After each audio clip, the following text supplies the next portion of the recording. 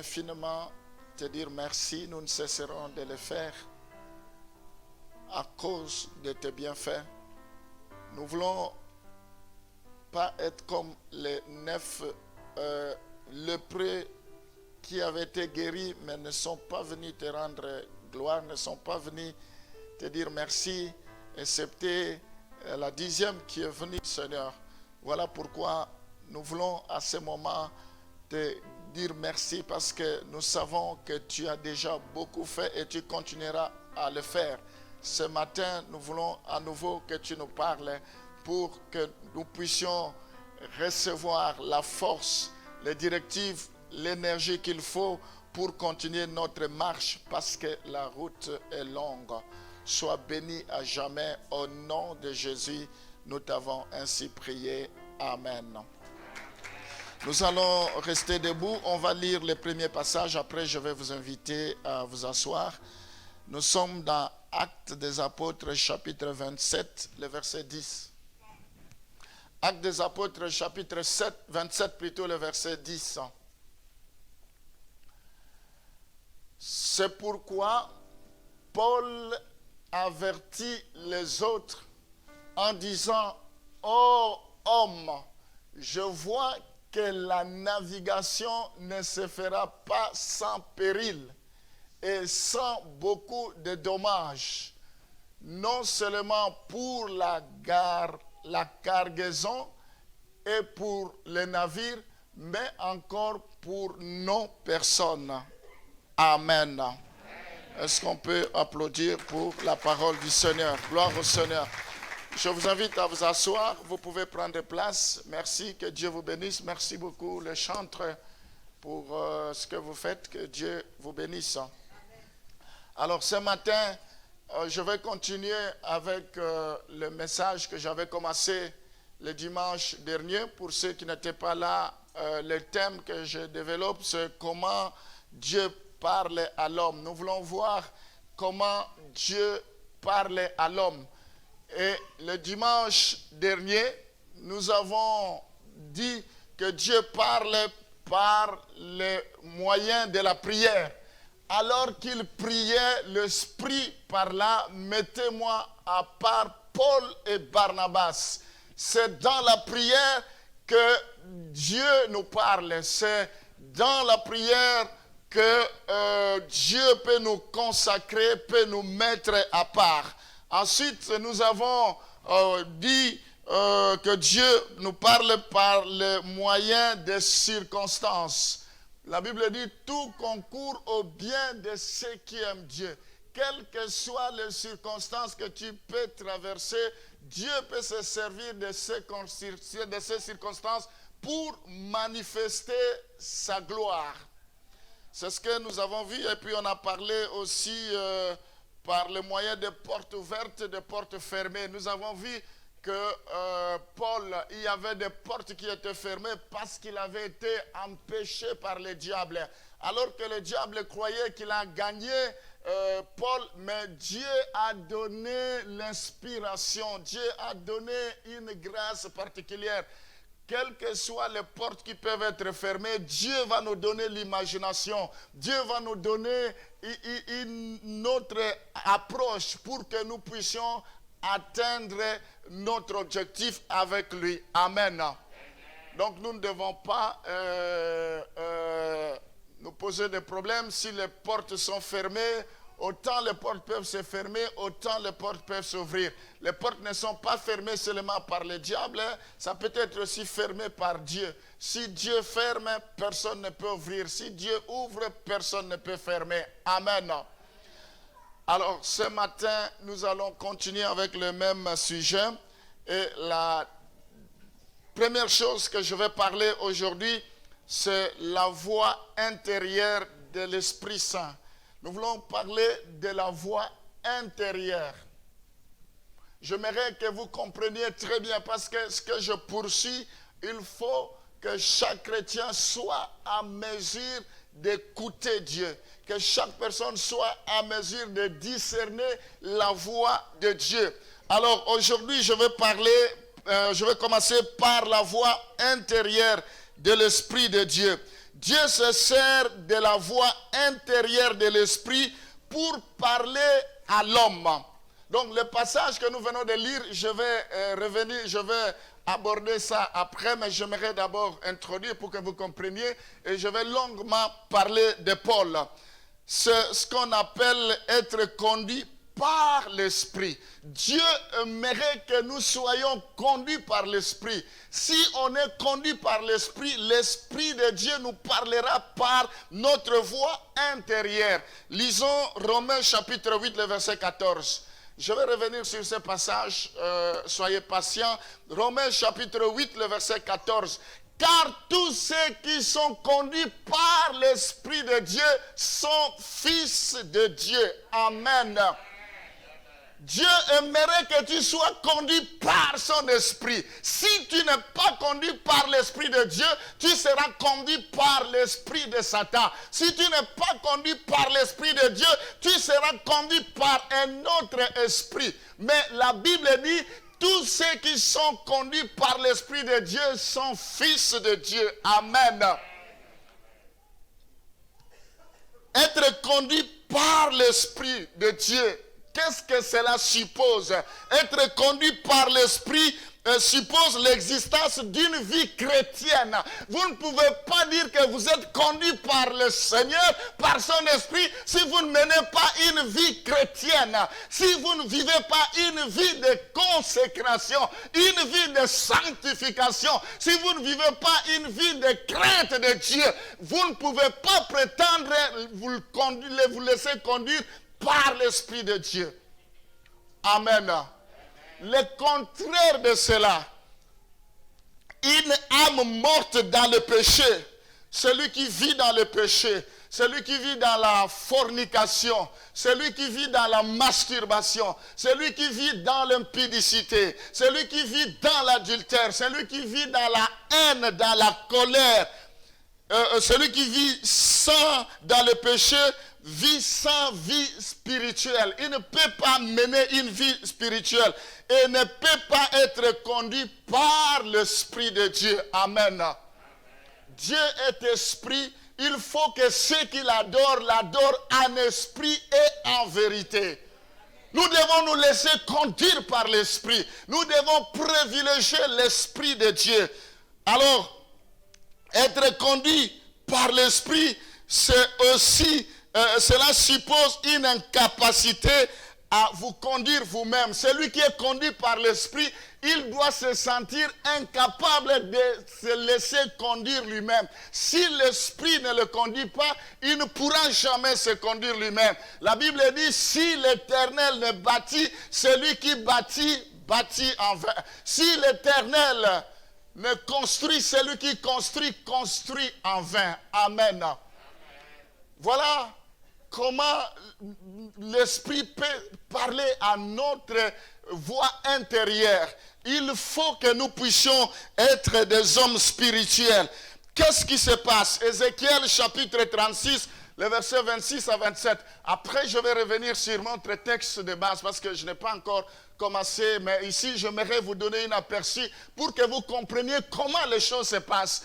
Ézéchiel chapitre 36, le verset 26 à 27. Ézéchiel 36, le verset 26 à 27.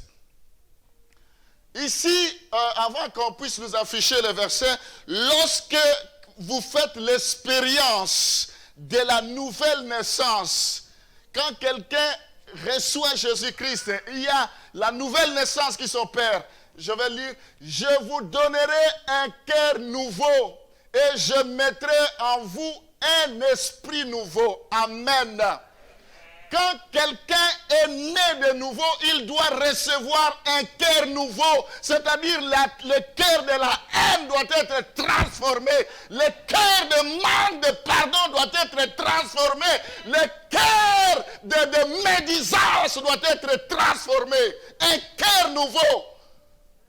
Il y a des gens, malgré qu'ils prient, mais ils ont encore un ancien cœur. Ils n'ont pas un cœur nouveau. Dieu dit, je donne un cœur nouveau. Est-ce que tu as déjà reçu un cœur nouveau?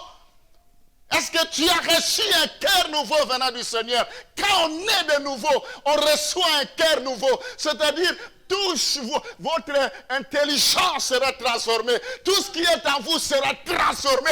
Tout deviendra nouveau. Je deviendrai une nouvelle créature. Les choses anciennes sont passées. Voici, toutes choses sont devenues nouvelles. Ce n'est pas celui que vous aviez connu hier, mais c'est une nouvelle personne. C'est une nouvelle créature. Amen. Je donnerai un cœur nouveau. On ne peut pas prier Dieu avec un ancien cœur. Ce matin, je prie pour que Dieu te donne un cœur nouveau. La Bible dit, je vous donnerai un cœur nouveau. Et je mettrai en vous un esprit nouveau. Est-ce que tu as un esprit nouveau ou tu as encore un ancien esprit? Un esprit nouveau et un esprit renouvelé. L'esprit du Seigneur. Amen. J'ôterai de votre cœur, de votre corps, le cœur de pierre. Et je donnerai un cœur de chair. Le cœur de pierre sera ôté. Le cœur de calomnie sera, le cœur de médisance sera ôté. Dieu va te donner un nouveau cœur. Alors le verset continue. Je mettrai mon esprit en vous, là où maintenant ça commence. Il dit, je mettrai mon esprit en vous. Pas votre esprit, mais mon esprit en vous. Et je ferai en sorte que vous suiviez mes ordonnances et que vous observiez et pratiquiez mes lois. Amen. Il dit, je mettrai mon esprit pour que vous puissiez suivre le Seigneur. Quand quelqu'un ne suit pas le Seigneur, c'est-à-dire il n'a pas encore l'esprit de Dieu. Parce que l'esprit que Dieu mettra en nous, nous amènera à le suivre. Mais si nous ne le suivons pas, c'est-à-dire nous n'avons pas encore son esprit. La Bible dit, mes brebis entendront ma voix et ils me suivront. Amen. Jésus a dit, de tout ce que le Père m'a donné, je n'ai perdu aucun, sauf le fils de la rébellion. Un enfant de Dieu, même s'il se perd, Dieu fera le nécessaire pour qu'il revienne. Un enfant de Dieu, que Dieu a appelé, que Dieu a choisi. Cette fois il tombe, cette fois Dieu le relèvera. Amen. Donc, comme bien-aimé, nous devons suivre les ordonnances de Dieu. Maintenant, tu dois te demander, est-ce que tu suis le Seigneur ou tu ne le suis pas? Si tu ne le suis pas, de quel esprit es-tu animé? De quel esprit es-tu conduit? Parce qu'il met son esprit en nous pour nous conduire.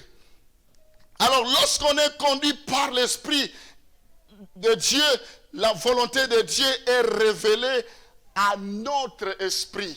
C'est là maintenant que je vais revenir par rapport, avant de donner le premier passage, nous pouvons voir également dans Jean chapitre 16, le verset 13. Jean chapitre 16, le verset 13. Quand le consolateur sera venu, dans ce passage, nous voyons l'un des ministères de l'Esprit Saint, c'est l'orientation. L'Esprit Saint est là pour l'orientation, pour nous orienter. Quand le consolateur sera venu, l'Esprit de vérité, car il vous conduira dans toute la vérité. Amen. L'Esprit de Dieu ne nous conduira pas dans la confusion. Il nous conduira dans la vérité, dans la sincérité, dans la droiture. Il vous conduira car il ne parlera pas de lui-même, mais il dira tout ce qu'il aura entendu et il vous annoncera les choses à venir. Amen. Le Saint-Esprit. Nous avons besoin de communier avec le Saint-Esprit. Nous avons besoin de coopérer avec le Saint-Esprit. Nous avons besoin de collaborer avec le Saint-Esprit. Maintenant, revenons dans notre passage. Je vais vous expliquer comment Dieu nous parle par la voix intérieure de l'Esprit. Actes des Apôtres, chapitre 27, le verset 10. Nous allons beaucoup nous attarder un peu sur Paul ce matin. Je vais parler de deux choses, après nous allons prier. Donc, Paul, dans ce passage, De quoi est-il question? Il devrait traverser. Donc, quand on lit ce passage, on voit que Paul, il devrait aller à Rome, alors que Paul allait comme un prisonnier, alors que Paul était arrêté pour aller comparaître devant les Sanhédrins, devant les gens de la loi. Et ils ont pris la barque. Et Paul, se levant, c'est pourquoi Paul avertit les autres en disant: « Oh homme, je vois que la navigation ne se fera pas sans péril. » Nous voyons les déclarations de Paul. Alors Paul n'a pas dit que j'ai eu une vision dans ce passage. Ce n'est pas une vision que Paul a eue. Je vous donnerai des versets où Paul a eu des visions. Mais dans ce passage, ce n'est pas une vision que Paul a eue. Dans ce passage, Paul ne prétend pas non plus avoir fait un songe. Il n'a pas dit que j'ai fait un songe. Loin de là, encore une fois, dans ce passage, Paul ne dit pas que Dieu m'a parlé d'une façon audible. Il ne dit pas cela. Mais il a une ferme conviction que Dieu lui a parlé. Et ici, nous voyons que son esprit a reçu un témoignage de Dieu. Et ce témoignage s'est avéré correct. Il a dit, c'est pourquoi Paul avertit les autres en disant: « Oh homme, je vois que la navigation ne se fera pas sans péril et sans beaucoup de dommages, non seulement pour la cargaison et pour les navires, mais encore pour nos personnes. » Amen. Il a reçu un témoignage du Saint-Esprit. Le Saint-Esprit lui a parlé, lui a donné une voix intérieure et il a transmis cela. Nous devons être sensibles. C'est ce matin ce que je vais vous amener à comprendre. Il faut être prompt à écouter, lent à écouter, prompt à parler. Donc, nous devons être sensibles parce que le Saint-Esprit peut nous parler par une voix intérieure. Amen. Donc Paul avait reçu le message. Paul avait reçu les directives de la part de Dieu. Alors, mes bien-aimés, nous devons former notre esprit à être sensible à Dieu. Il faut que notre esprit soit sensible à Dieu. Quand on chante ici, Alpha, Omega, ceux qui sont spirituels, quelque chose commence déjà à se passer. Ils sont sensibles, ils sont connectés. Parce que le Saint-Esprit est en train de déverser quelque chose. Vous pouvez venir et retourner tel que vous êtes venu. Mais si vous êtes spirituel, dès l'instant où vous allez fouler le pied ici, le ciel est déjà ouvert. Lorsque vous allez entrer ici, quand on va commencer, peut-être un mot, quand le modérateur a commencé à libérer les paroles, les gens spirituels disent, ça c'est Dieu qui nous parle. Amen. Vous devez être sensible parce que Dieu peut te parler à tout moment. Ce n'est pas seulement le moment de la parole quand je vais commencer à prêcher. Non, il faut être sensible. Et quand un homme de Dieu commence à libérer les paroles, vous n'avez pas besoin qu'il vous dise je vois en songe, je vois en vision ou c'est la prophétie. Mais tout ce qu'il libère, c'est l'Esprit de Dieu qui communique. Quand l'homme de Dieu dit tu vas fanter, tu enfanteras. Il faut avoir la conviction que ça vient de Dieu. Paul dit, je vous dis, Paul avertit les autres en disant, oh homme, je vois que la navigation ne se fera pas sans péril. Ce n'est pas une vision, ce n'est pas un songe, ce n'est pas une voix audible, mais il a reçu quelque chose de la part de Dieu qui témoigne à son esprit, libère cette parole-là. Ce matin, je libère quelque chose de ta vie. Amen.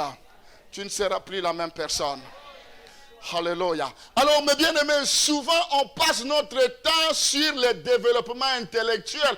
Quand nous allons étudier, c'est bien. On veut développer notre intellect. Oui, c'est bien. Souvent, nous passons beaucoup de temps à développer notre physique par le sport, l'athlétisme. Ça, c'est une bonne chose. Mais souvent, nous accordons peu d'importance au développement spirituel. Notre esprit peut-être aussi instruit tout comme notre intelligence. L'esprit a besoin d'être instruit. Il y a des gens, leur esprit n'est pas encore instruit. Il faut instruire ton esprit. Il faut développer ton esprit pour être sensible, pour percevoir les choses de l'esprit. Un homme de Dieu dit, je vois comme une pomme de main. Je vois le nuage qui arrive comme une pomme de main. Il faut être sensible à l'Esprit de Dieu. Amen. Et ce matin, Dieu va activer la sensibilité spirituelle. Dieu va activer quelque chose de ta part, dans ta vie. Alors, mes bien-aimés, je disais que notre esprit peut se développer en force spirituelle, tout comme notre corps peut être bâti et formé. Il faut que notre esprit soit développé. Pour développer l'esprit, qu'est-ce que nous devons faire? Dans Josué chapitre 1, le verset 8, la Bible dit que ce livre de la loi ne s'éloigne point de ta bouche, médite les jours et nuits. Nous devons forger notre esprit en méditant la parole de Dieu. Nous devons forger notre esprit en louant le Seigneur, en l'adorant. Nous devons forger notre esprit en jeûnant. Nous devons forger notre esprit en priant. Nous devons forger notre esprit en faisant toutes sortes de prières. Amen. Depuis Jean-Baptiste jusqu'à présent, le royaume des cieux est forcé. Ce sont des violents qui s'en emparent. La Bible dit, l'esprit, celui qui est né de Dieu, c'est comme le vent. On entend souffler, on ne sait pas d'où ça vient, d'où ça va. Nous avons besoin de travailler notre esprit. Amen. Mais bien aimés, je vais vous donner plusieurs exemples dans la Bible comment Dieu a utilisé Paul. Dieu n'utilise pas les sentiments. Avant que je vous explique comment Dieu a utilisé Paul, Dieu n'utilise pas les sentiments. Les sentiments, c'est la voix du corps. Les sentiments, c'est la chair. Les sentiments, vous savez que la chair, c'est un ennemi du corps. Il y a des gens qui ont pris des décisions par sentiment. Il y a des gens qui ont abandonné le travail de Dieu par sentiment. Il y a des gens qui disent, je ne sens rien. Vous voulez le sentiment c'est la chair. Dieu n'utilise jamais les sentiments. Quand je parle de la voix intérieure, ça ne dépend pas de mes sentiments. Je ne sens rien. Non, il ne s'agit pas de je ne sens rien. Parce que je ne sens rien, c'est charnel. C'est la chair. Car la chair a des désirs contraires à celui de l'esprit. Et il y a un combat. C'est la chair qui sent. Quand la chair ne sent pas, il dit je ne sens pas. Mais l'esprit n'a pas besoin de sentir. Dieu n'utilise pas la raison. La raison est la voix de l'intelligence. Parce que la Bible dit, les voix de Dieu sont souvent au-dessus de la raison humaine. Ses pensées sont beaucoup plus élevées que les nôtres. Nos pensées ne sont pas les pensées de Dieu. La raison, Dieu n'utilise pas la raison. Amen. Quand vous réfléchissez parce que vous avez raison, parce que vous pensez que c'est ça l'esprit, ça n'a rien à voir. Dieu n'utilise pas la conscience, parce que la conscience, qui est la voix de l'esprit de l'homme, qui nous condamne, notre conscience peut nous condamner. Laisse-moi te dire ce matin que ta conscience ne te condamne pas, que rien ne te condamne, que ta conscience ne te condamne pas. Dieu, l'Esprit de Dieu peut parler à notre conscience, mais nous devons faire attention. Proverbe chapitre 16, le verset 1 et le verset 9. Avant que je vous donne quelques exemples comment Dieu a parlé à Paul. Les projets que forme le cœur dépendent de l'homme. Voilà les projets que forme le cœur. Les pensées, la raison, les sentiments dépendent de l'homme. Mais la réponse que donne la bouche vient de l'Éternel. Amen. Vous allez bien comprendre le verset 9. Le verset 9.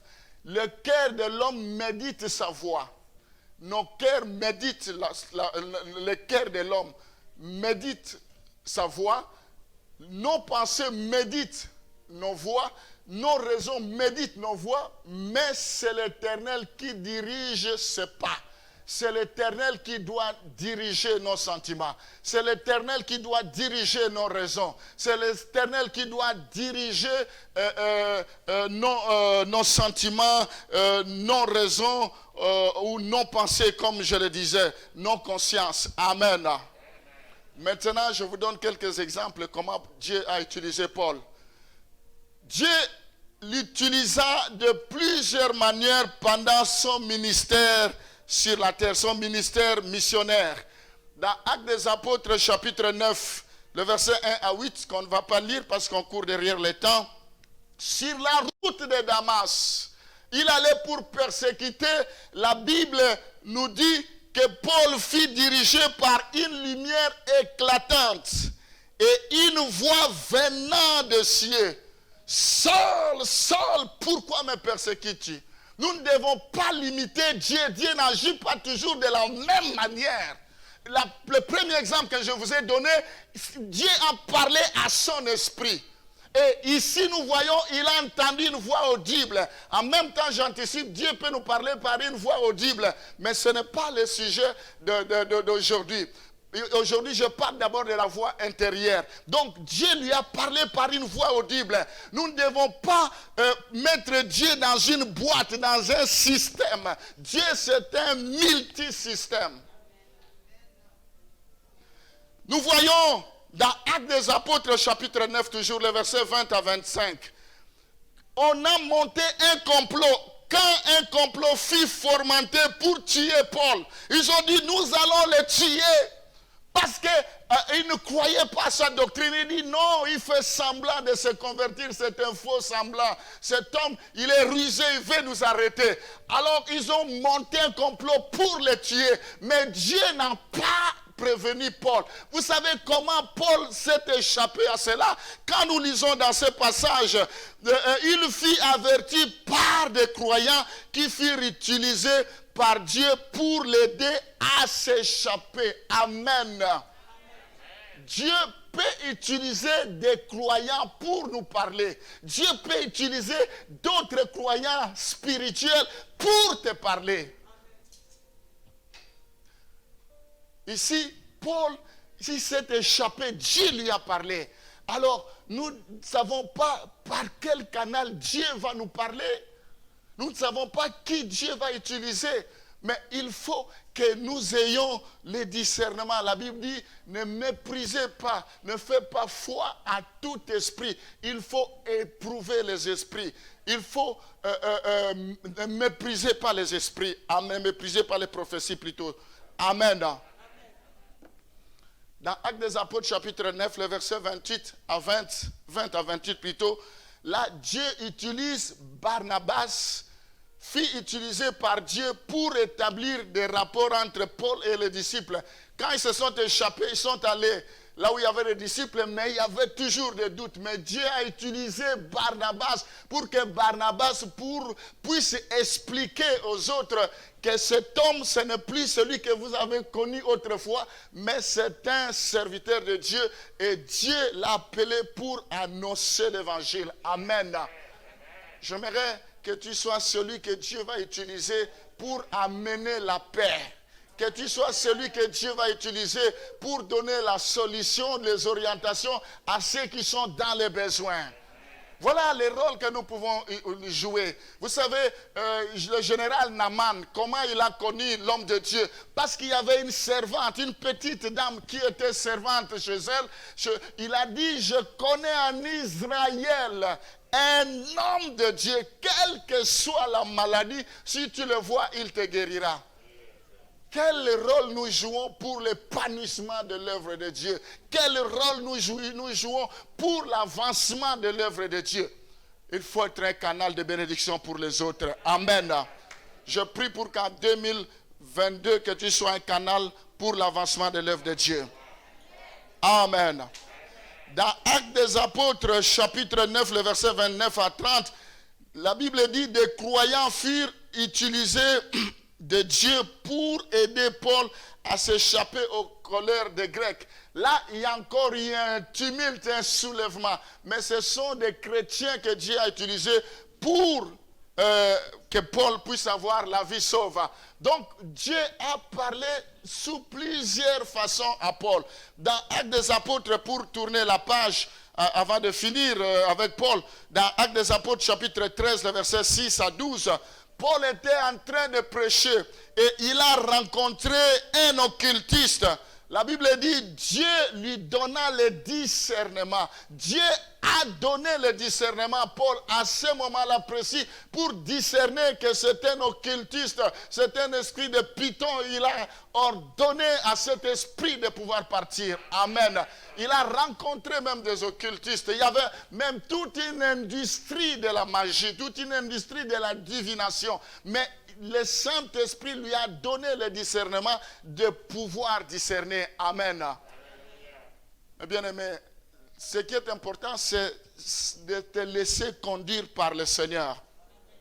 Alors, je vais passer d'autres choses par rapport à Paul. Dans la prière, comme on avait vu autrefois, le Saint-Esprit a dit, mettez-moi à part Paul et Silas. Nous avons vu que Paul également, Dieu lui a parlé par prophétie. Par prophétie, il y avait le prophète Agabus qui a vu Paul. Il a pris sa ceinture, il a dit, la personne sur qui je vais lier cette ceinture, voilà ce qui va lui arriver sur son chemin. Et cela est arrivé textuellement. Donc Dieu lui a parlé par prophétie. Vous pouvez voir dans Actes des Apôtres chapitre 21, le verset 10 à 14. Donc Dieu lui a aussi parlé plusieurs fois par songe. Je peux vous donner des versets plusieurs fois par vision. Dieu lui a parlé. Amen. Alors ici, ce que je voulais vous faire comprendre, que nous ne devons pas rester esclaves d'un seul système. Nous ne pouvons pas dire Dieu me parle toujours comme ceci. S'il ne me parle pas, c'est-à-dire je me suis éloigné de Dieu, c'est-à-dire Dieu ne m'écoute plus. Non! Dieu est souverain. Aujourd'hui, il peut parler de telle manière. Demain, il peut parler de telle manière. Ce que nous devons faire, c'est être toujours à son écoute. Ce que nous devons faire, c'est rester toujours spirituel et qu'il plaise à Dieu d'utiliser n'importe quel moyen. Amen. Alors, je vais terminer. Deuxième chose ce matin. La première chose, c'est la voix intérieure. La deuxième chose, c'est le songe. Dieu parle par des songes. Dieu désire tellement communiquer avec nous qu'il parle même pendant notre sommeil. Dieu parle par des songes. Attention, il ne s'agit pas de rêves normaux, des rêves de tous les jours. Non, ça peut arriver que nous rêvons. Il ne s'agit pas de rêves de tous les jours, mais il s'agit de rêves surnaturels donnés par Dieu. Ils sont détaillés, précis et révèlent la volonté de Dieu. Dis Amen. Amen. Genèse chapitre 20, verset 3. Ce n'est pas tous les songes. Alors Dieu apparut en songe à Abimelech pendant la nuit. Le songe, c'est pendant la nuit. Et lui dit, voici, tu vas mourir à cause de la femme que tu as enlevée, car elle a un mari. Au fait, Abimelech avait touché, disons, Pharaon avait touché à la femme de Moïse. Plutôt Abimelech, c'est Abimelech. Dieu lui a parlé, il dit, parce que tu as pris la femme de Moïse, tu vas mourir. Tu as pris la femme d'Abraham, pardon, merci. Parce que tu as pris la femme d'Abraham, tu vas mourir. Il ne faut pas négliger les songes, si cela vient de Dieu. Parce que ça va se réaliser. Dieu parle par des songes. Alors ici, il a pris cela au sérieux. Le matin, il n'avait pas la paix. Il est allé voir Abraham. Il dit, pourquoi tu m'as dit ça? Pourquoi tu m'as menti? Tu as dit que c'est ta sœur. Pourquoi tu m'as fait ça? Parce que je vais avoir des problèmes avec Dieu. On ne peut pas toucher au oint de l'Éternel. Celui qui touche à un oint de l'Éternel, il touche au prunelle des yeux de Dieu. Amen. Si Dieu ne te parle pas par les songes, Dieu te parlera par un autre moyen. Nous devons faire attention quand Dieu parle. Surtout quand il y a insistance. Il ne faut pas jouer. Quelqu'un m'avait raconté, je crois que c'est un couple, la dame est là, elle va se reconnaître. Ils avaient une connaissance en Afrique du Sud. Dieu a parlé à ce monsieur-là que tu vas faire un accident. Je vois que tu mourrais par accident. Il y a des messages qui sont venus parce que Dieu met cet homme-là. Il y a des messages qui sont venus de partout. Dieu dit, avertissez, cet homme, il va mourir d'accident. Mais il a pris cela, il n'a pas pris cela au sérieux. Et il a même raconté, il dit, mais je ne comprends pas. Priez pour moi chaque fois. On me dit que je vais mourir par accident. Et ce jour-là, il a pris la voiture, il est allé à une fête. Et au retour, il a été tamponné par la voiture et il est décédé.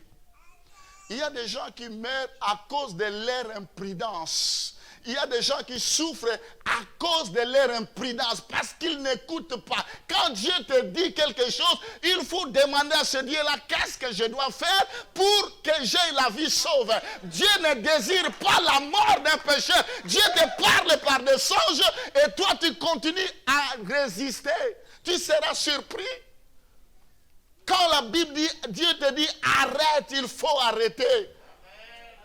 Il faut arrêter. Dieu t'a déjà parlé plusieurs fois de le servir, de te lever, de t'engager, de faire ceci, de faire cela. Mais qu'est-ce que tu attends?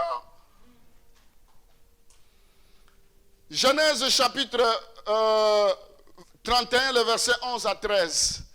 On va bientôt finir parce qu'il faut qu'on prie. Genèse chapitre... Ici, il s'agit d'un rêve surnaturel. Le premier exemple, Genèse 31, le verset 11 à 13. Et l'ange de Dieu me dit en songe, Jacob. Je répondis, me voici.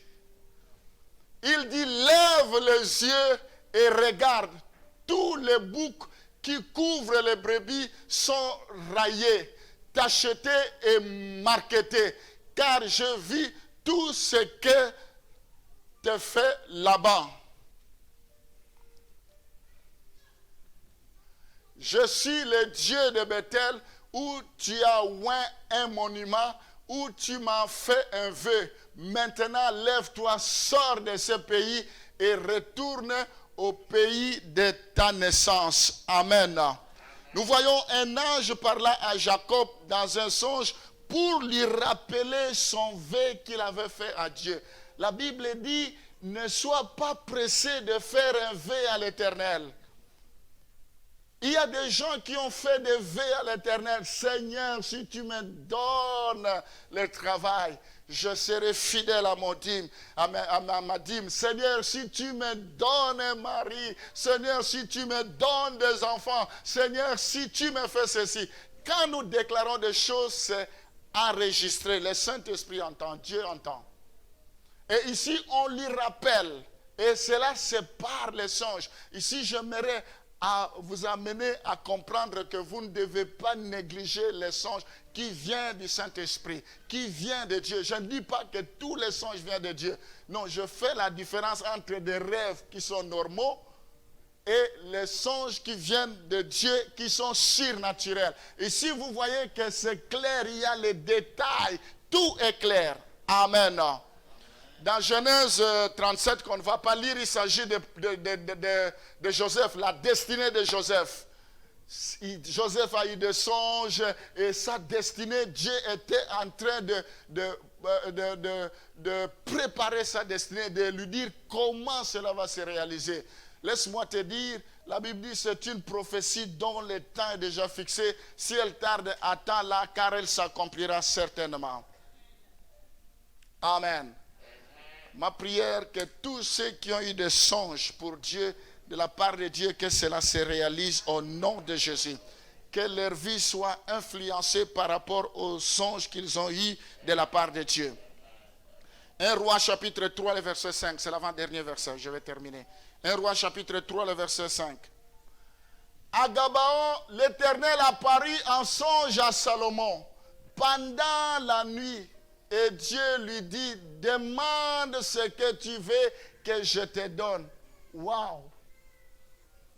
Dieu te dit, demande tout ce que tu veux. Mais Salomon, il s'agit de Salomon. Salomon a demandé la sagesse. Il dit, je veux que tu me donnes la sagesse. Donc ici, Dieu lui a parlé par des songes. Je prie pour que tu apprennes à retenir les songes que Dieu te donne.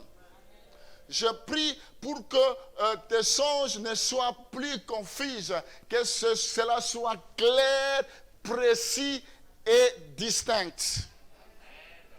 Je termine Matthieu chapitre 2, le verset 12 à 13. Matthieu 2, le verset 12 à 13. Puis divinement averti en songe de ne pas retourner vers Hérode. Ici, ils regagnèrent leur pays pour un autre chemin. Ici, il s'agit de manches. Ils sont allés adorer Jésus-Christ. Et divinement, ils ont été avertis en songe que ne prenez plus le même chemin parce qu'Hérode veut aller tuer l'enfant, mais vous devez passer outre Hérode pour retourner à votre destination. Ici, ce que je vais vous dire, Dieu a toujours parlé. Il s'appelle Jésus. Il est le même hier, aujourd'hui, éternellement. Si Dieu a parlé hier, il peut parler aujourd'hui et il peut parler demain. Je prie pour que Dieu puisse te donner cette grâce de songe. Il y a une servante de Dieu qui prie dans une autre église, qui m'a appelé, pasteur, je sais que tu es pasteur, mais tu n'as pas besoin que je te donne un message, mais l'Esprit me dit, il faut absolument que je te parle. Voilà, j'ai fait un songe, voilà ce que Dieu m'a dit par rapport à toi. Je dis, si ça vient de Dieu, qui suis-je pour refuser? Si ça vient de Dieu, que sa volonté soit faite. Il dit, mais c'est tellement bien ce songe-là, alors il faut vraiment que je t'annonce. Alors je voulais te dire, 2022, Dieu va faire de grandes choses dans ta vie. 2022, tu ne seras plus la même personne. 2022, tout ce que Dieu t'a dit va se réaliser. 2022, Dieu va appeler à l'existence ce qui n'existe pas comme s'ils existaient. En 2022, Dieu va essuyer tes larmes. Vous n'avez pas besoin de me demander si c'est une vision ou c'est un songe. Je dis ce que le Saint-Esprit me dit de dire. Si tu crois, tu verras la gloire de Dieu. Vous devez vous habituer à ça. Quand on se met là, on libère les choses. Il faut que vous les recevez. Il faut dire, je les reçois. C'est pour toi. Dieu confirme la parole de ses serviteurs et il confirme la prédiction de ses envoyés. La Bible dit, ce n'est pas par la volonté des hommes que les hommes parlent de la part de Dieu, mais ils sont poussés par le Saint-Esprit. Nous allons nous lever maintenant, on va prier. On va prier, Alléluia, Rashamana Santa Rabababa. Alpha, Omega. Seigneur, je bénis tous ceux qui sont connectés. Je bénis, Seigneur, tous ceux qui nous ont suivis. Je prie, Seigneur, pour que tu puisses leur parler par la voix intérieure, que tu puisses leur parler par des songes. Je prie, Seigneur, pour que nous puissions devenir des hommes spirituels. Donne-nous un esprit nouveau. Seigneur, donne-nous un cœur nouveau. Nous ne voulons plus être les personnes d'hier, mais nous voulons être renouvelés. Nous voulons devenir des nouvelles créations, des nouvelles créatures avec une nouvelle identité. La Bible dit à tous ceux qui l'ont reçu, à tous ceux qui croient en son nom, il leur a donné le pouvoir de devenir enfants de Dieu. Lesquels ne sont pas nés selon la chair, ni selon le sang, mais selon la volonté de Dieu. Nous voulons naître selon ta volonté, Seigneur. Nous voulons commencer à percevoir les choses de l'Esprit.